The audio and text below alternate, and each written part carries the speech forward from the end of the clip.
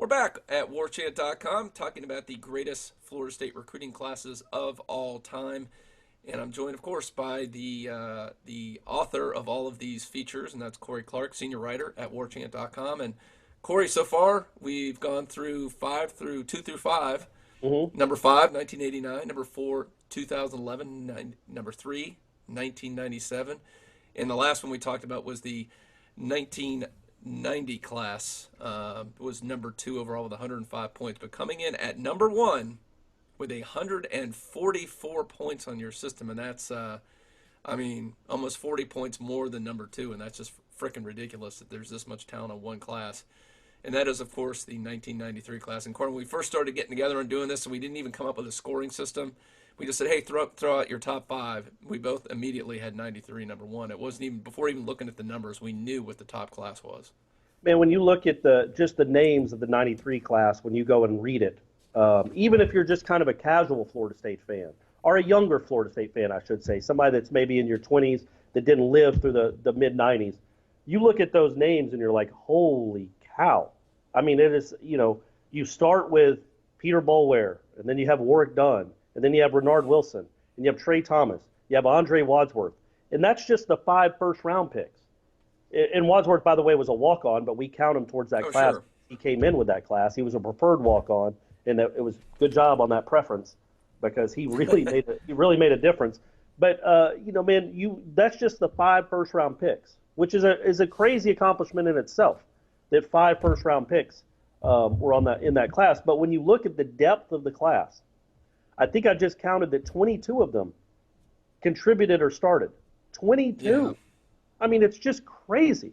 And you're talking about anywhere from like Sam Cowart, who ended up being a very good linebacker in college after he got healthy and was a second-round pick, to Pooh Bear. Pooh Bear had his moments for Florida State and was a contributor. Just up and down, E.G. Green, just up and down this, Thad Busby, there were incredible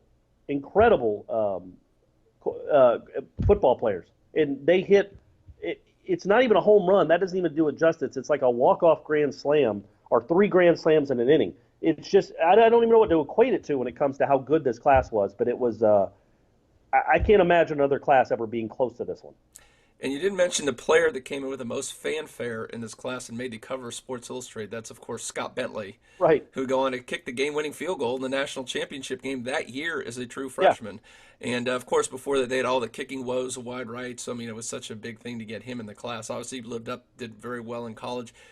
But the thing that jumps out to me, Corey, and I just love these two guys when they were here. The defensive end combination of Boulware and Reinard Wilson. It's unbelievable. I don't know if there's ever been. Maybe you can do some research. Has there ever been a college team that's had two defensive ends? I looked at their numbers combined. They had 69 and a half total sacks between the two of them. That's 70 sacks with 2 defensive ends. Has that ever happened in the history of college football? I can't imagine, especially coming in one class. Like, is Yeah. one class with 2 guys had 70 sacks? I mean, no. And when you throw in Wadsworth, what does that get Oh, up to? jeez. 90, 95, 100 Close. just from 3 guys?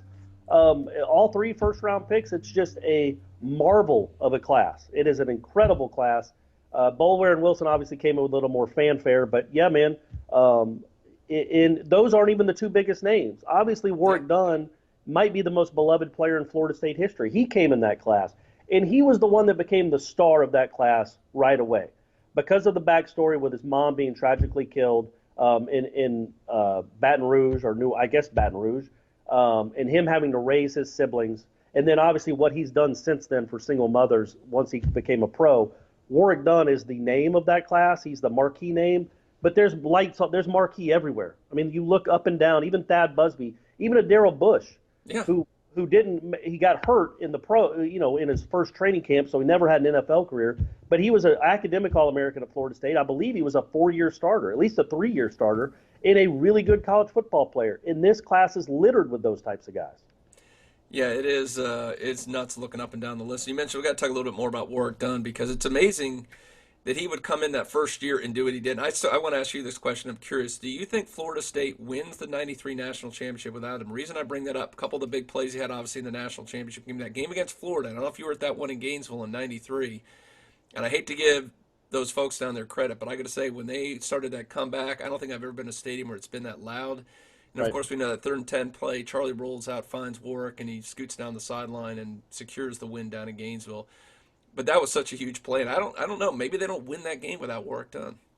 I don't think so. I mean, I don't know about that game, but I don't think they win the national championship because he was also in the second half. They started using him a lot more against Notre Dame.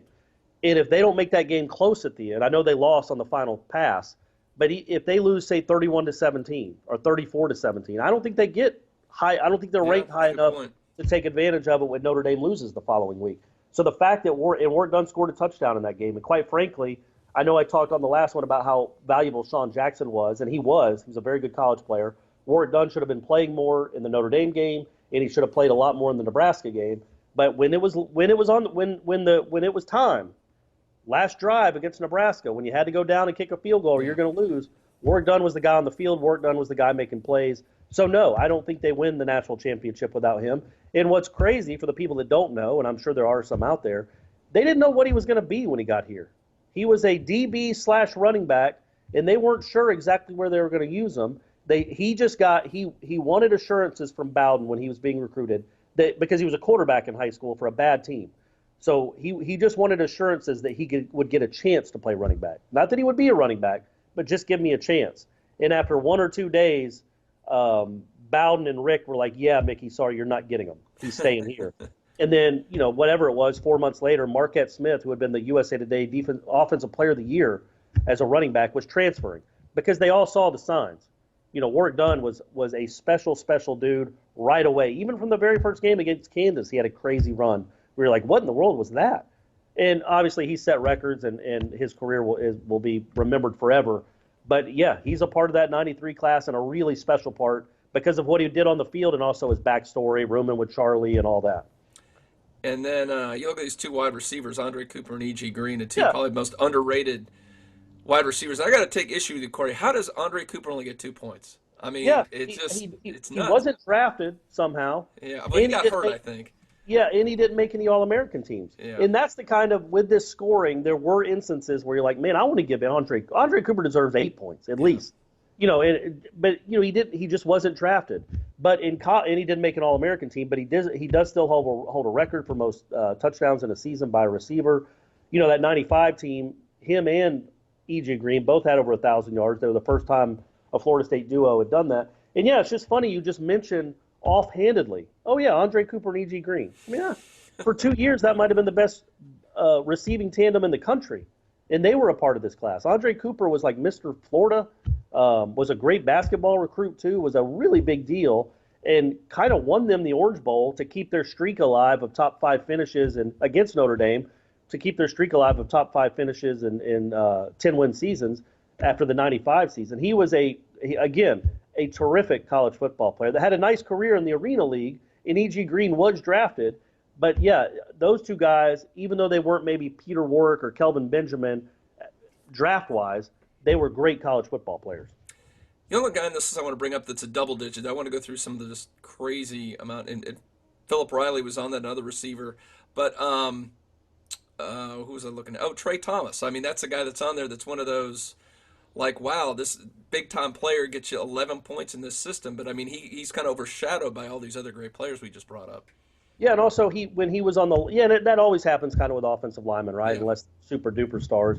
But, he scored more than Walter Jones. Walter Jones only played one season. There's not many linemen I've seen on this list that are in double digits, so that's no, we don't have them. We just don't have them. Walter Jones wasn't an All-American when he was at Florida State. Now he was a first-round pick, and he got points for that, but he only played the 1 year. Trey Thomas was a dominant figure on the offensive line, helping lead Warwick Dunn to all those records that he broke. I mean, that wasn't happenstance. Dunn's great, but he also had some really good linemen in front of him, and he had an incredible NFL career. Like, played a decade with the Eagles. Really good player up there, and I think he's one of their. I think Eagles fans consider him one of the best linemen they've ever had. Really good career. It just, again, it speaks to the depth of this class that guy is another guy that you're like, oh, yeah, him too. The last thing I want to point out is just going through, you talk about the depth. I'm just going to throw out some of the names here. If any jump out you want to expound on, go ahead. But just some others. Chad Bates. Yep. Byron Capers, James Coles. Everybody knows he had that big interception in the choke and doke. Of course, he's remembered for that. Kevin Long, Melvin Pierce, a very good tight end back in the day. Julian Pittman, Rock Preston. I mean, he had a great career being the backup Right. supposedly to Warwick Dunn. Greg Spires. I mean, you mentioned Pooh Bear, Rodney Williams. It goes on and on. Just all these guys who were major players back in the day, but it just adds to the allure of this class. And you look at somebody like a Spires, who was, what was he, maybe the fourth lineman, fourth defensive end while he was at Florida State? Like he was always overshadowed Well, by, when you have Bulwer and Wilson, I mean, you had Bulwer and Wilson, and then you have Wadsworth. your backup, and then Wadsworth is the number 3 pick the next year, and then you have, Spires, who might have had as good an NFL career as any of them. Like, that's how good he was, and he was not the forgotten guy, but it was like, it's just, when you think of, you had 4 defensive ends there, 3 were first-round picks, all 4 played in the NFL, just those 4 I'm talking about. Greg Spires, Andre Wadsworth, Peter Bulwer, and Renard Wilson. I don't know that you could find a quartet that's any better than that. And you realize in 96 why Werfel was running for his life and why he'd get up with his helmet on backwards. They could not block them. It was insane. And I think one of the, not tragedy, that's way too strong a word, one of the injustices, I think, for this class is you can say, yeah, they did win the 90, some of them helped the 93 team win the national championship, and they did. But that 96 team, to me, was almost robbed of a national championship.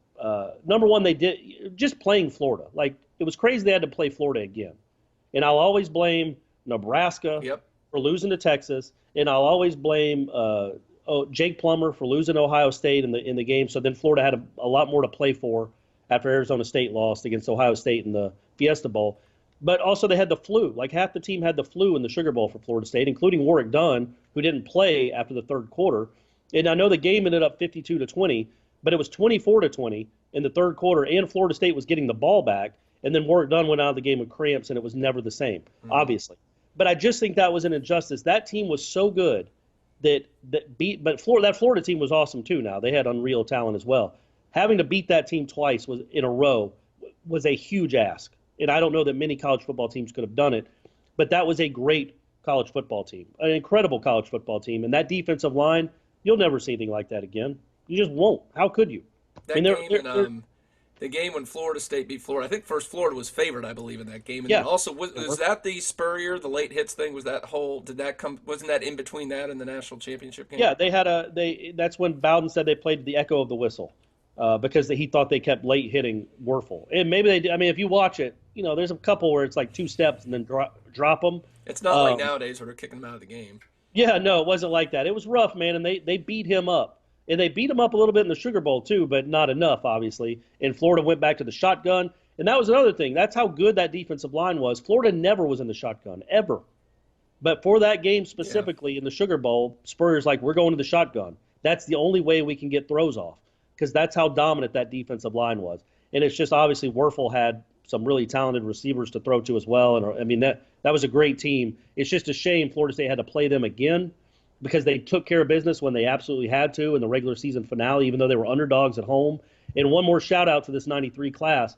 They never lost at home, ever. Yeah. No matter who came in there, they never lost at home. Just when you look at it, we've done, this is our third one of these now, and we've written 6 stories about it. There were a lot of really good classes in Florida State history. Like you said, I would say 2 through 8 are almost interchangeable. Like they're 1 or 2 players away from being flipping. But the number 1 class is without a doubt the number 1 class. There's no one that's even close. And unless Willie Taggart has an incredible run here soon, I don't see how Florida State will ever have a class quite like this. 5 first-round picks is incredible. And also Shevin Smith. Let's not forget him. He was the other walk-on that was drafted. Yeah. And when Florida State, I know because I did a story on this class for the Democrat for the 20th anniversary of it. And we were talking to a lot of players about that class, and he said, because classes are, players are always territorial about their classes. They always think they were on the best one. And the 93 class would always end all arguments by saying, look, 2 of our walk-ons were drafted. Yeah. That's how good our class was. Shevin Smith was a great college safety, man. He made a number of important plays for Florida State, led them in interceptions at least 1 year, maybe 2, and then obviously Wadsworth. But up and down, man, it wasn't just 2 players. It wasn't even just Renard Wilson, Bulwer, and Dunn. Up and down, you had guys all over the field that contributed. It is almost amazing, like you pointed out, when you go back and look at how good this class was, how deep, and how many superstars. How did they not contribute to more than just one national championship? It is kind of amazing looking back. You're like, how did this team not win two or three? I mean, Yeah, Alabama or Clemson's doing. I don't think those classes are going to be anything like this in retrospect. no, they won't. They won't have 22 guys that out of their No. class that started. They won't have 5 first-round picks, I don't think.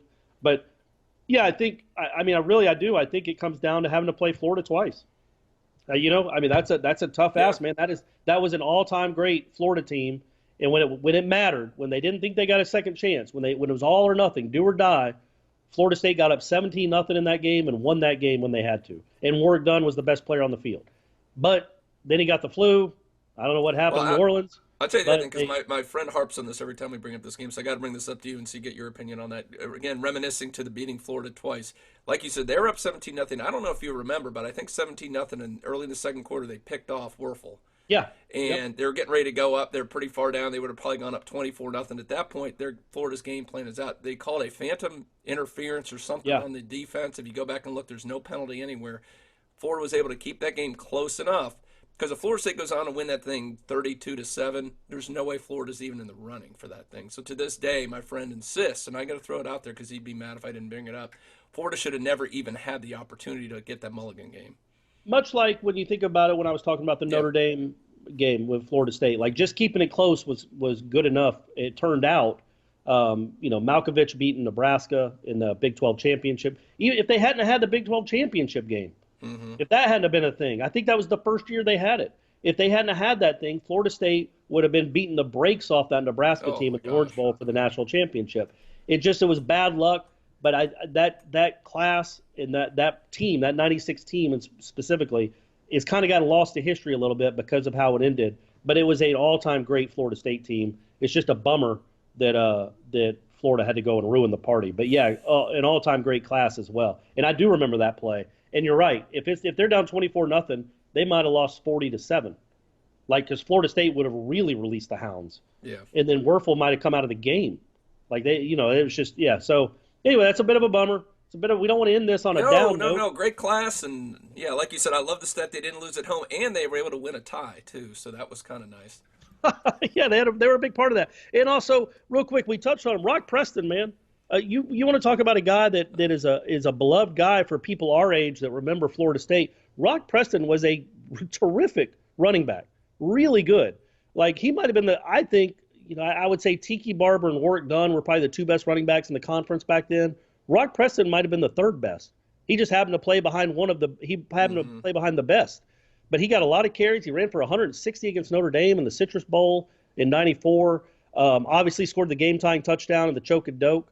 And Got the had redemption a because he terrific. fumbled early in that game, too. So, I mean, Yeah, that was a wonderful thing. yeah, and just a really tough-minded kid and a great running back. His career didn't end up the way any of us would have hoped. But another guy, when you look at that class, you're like, oh yeah, they brought in Warwick Dunn and Rock Preston in that class. Good grief.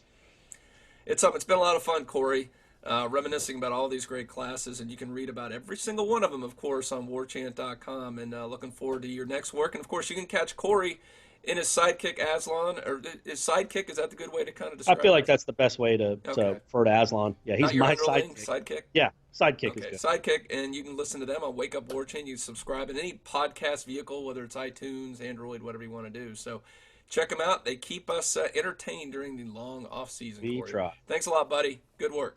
All right, thanks, Gene.